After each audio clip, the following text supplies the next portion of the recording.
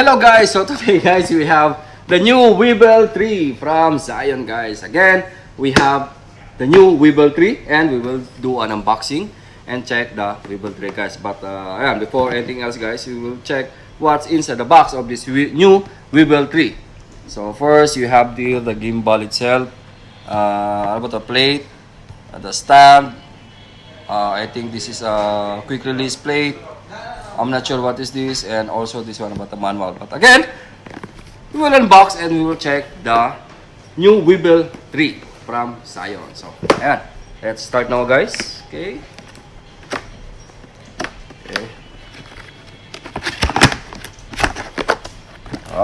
Without the handle. So, and guys, charan, this is the new Weebill 3. It's very compact. I think we have also the Weebill 3 combo, right? We have also the combo guys, but this Weebill 3 is only the single guys. So ayan, let's check, and this is the new Weebill 3. Again, you have the main Weebill 3. Yeah, this is a quick release plate. Again, it's another plate. So similar with the Ronin type, right? Meron kang extra. Ayan. Again,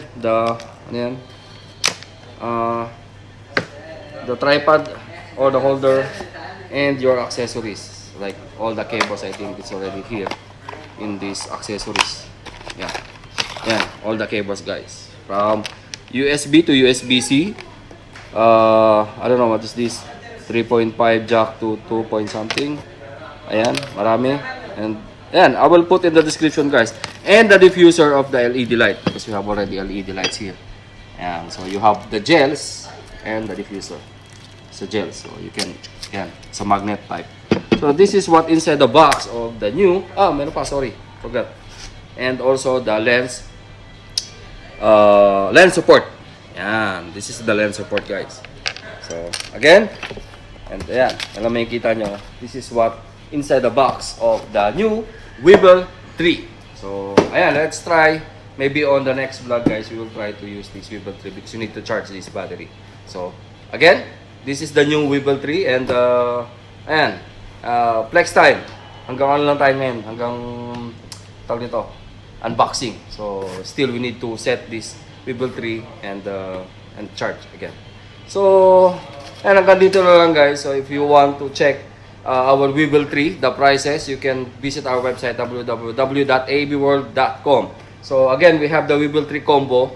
Maybe on the next vlog, we will try to unbox the Weebill 3 combo. So, yan. Hanggang dito na lang again. Flex time on to flex my team, which is Team Positive Vlog. Shout out to all the admin and members ng Team Positive. Ang ating PBK 2.0 na si Palabo OFW na nag-last day kahapon. Uwi ng Pinas. Makakauwi pa ba yun? Hindi yata. Ang daming kaso na. Joke lang. Pauwi ng Pinas, babakasyon. So, enjoy bye sa bakasyon mo. Siyempre, ang ating cameraman ngayon na si Brian Puntanar. Ang ating audio na wala namang ginawa.